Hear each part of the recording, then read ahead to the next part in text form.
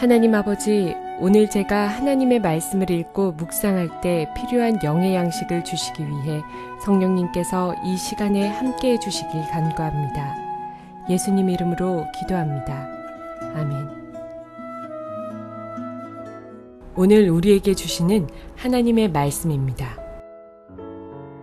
너는 조각목으로 상을 만들되 길이는 2규빗, 너비는 1규빗, 높이는 1규빗 반이 되게 하고 순금으로 싸고 주위에 금테를 두르고 그 주위에 손바닥 넓이만한 턱을 만들고 그 턱 주위에 금으로 테를 만들고 그것을 위하여 금고리 넷을 만들어 그 네 발 위 네 모퉁이에 달되 턱 곁에 붙이라. 이는 상을 맬 채를 꿰 곳이며 또 조각목으로 그 채를 만들고 금으로 싸라. 상을 이것으로 맬 것이니라. 너는 대접과 숟가락과 병과 붓는 잔을 만들되 순금으로 만들며 상 위에 진설병을 두어 항상 내 앞에 있게 할지니라. 사랑하는 성도 여러분, 평안하셨습니까? 오늘도 주님께서 주시는 말씀을 통하여 은혜로운 하루를 살아가시기 바랍니다. 오늘 우리에게 주실 하나님의 말씀은 출애굽기 25장 23절에서 30절 말씀입니다. 오늘은 성소 안에 있는 떡상에 관한 것입니다.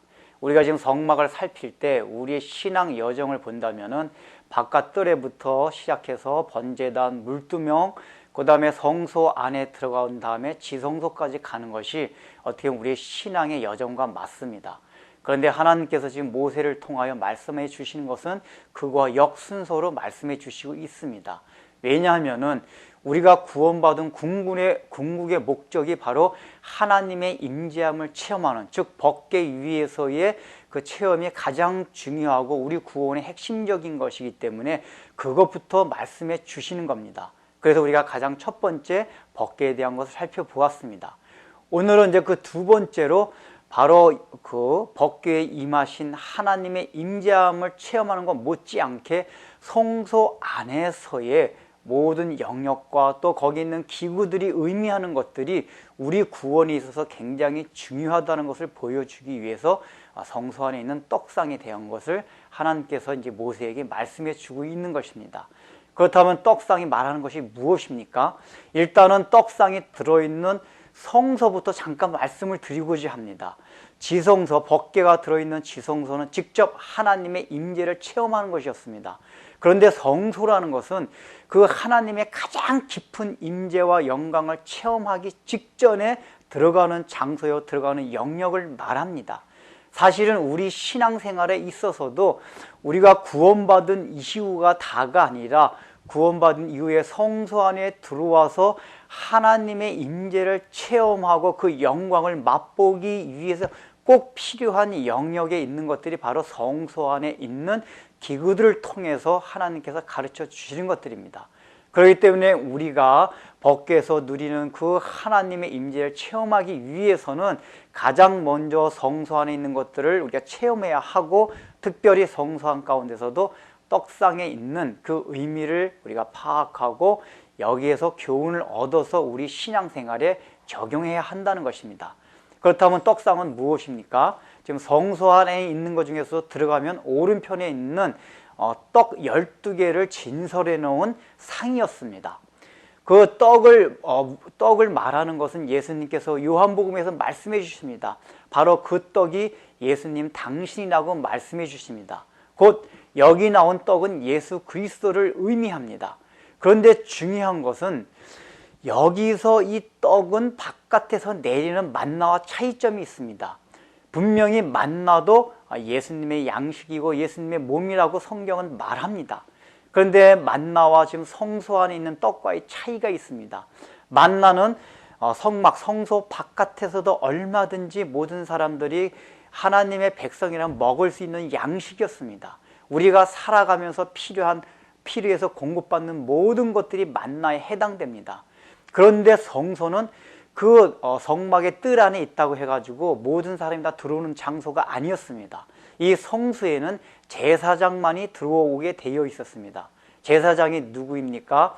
바로 하나님과 우리를 중보하는 자입니다.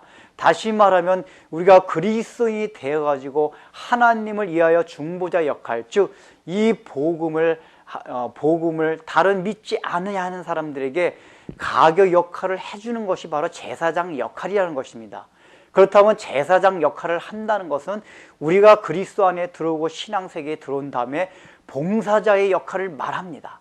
즉 우리가 복음을 위하여 하나님을 위하여 섬기는 자리에 나온 자들이 바로 제사장이란 것입니다.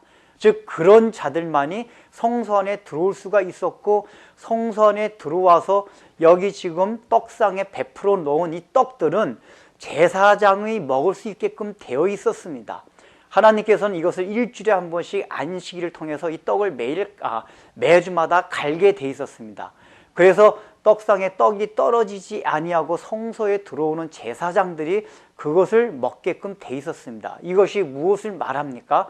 바로 하나님을 위하여 제사장으로 부름받은, 또 제사장 역할을 하는 그런 봉사자들, 섬기는 자들이 바로 그리스도의 떡을 통하여, 이 떡을 통하여 날마다 살아가게 돼 있고 힘을 받게 돼 있다는 것을 말해주고 있는 것입니다.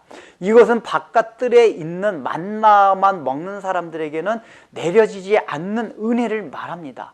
반드시 그리스도를 위하여, 내가 이 복음을 위하여, 하나님의 영광을 위하여, 하나님의 나라를 위하여 일하는 자만이 먹게끔 돼 있는 것이 바로 떡상의 비밀이라는 것입니다. 여러분들은 과연 예수를 믿었습니까? 구주로 영접하셨습니까?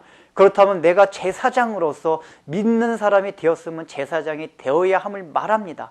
그래야지만이 성소 안에 들어가서 그 떡상에 베풀어 놓은 바로 우리 그리스도로 오신 그 영원한 양식을 먹을 수 있고, 그 양식을 통하여 우리가 법궤까지, 즉 하나님의 임재함을 체험할 수 있는 그 잔치를 누릴 수 있는 자리에까지 간다는 것을 명심하기 바랍니다. 기도하겠습니다.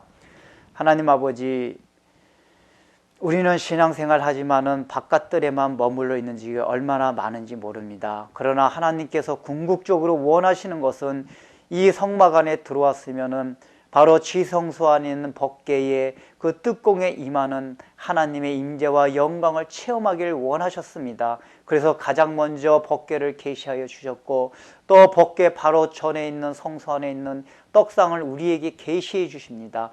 이 떡상을 통하여 우리가 믿었다면, 구주로 예수님을 영접하였다면 이제는 섬기는 자로 제사장 역할을 다할 수 있는 그러한 마음가짐으로 살아가라고 말씀하십니다.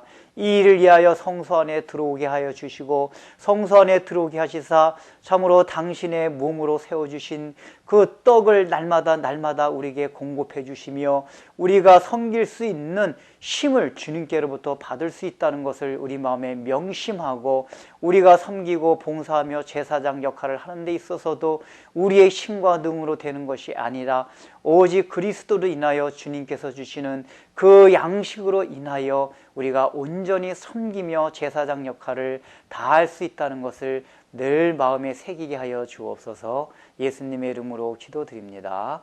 아멘.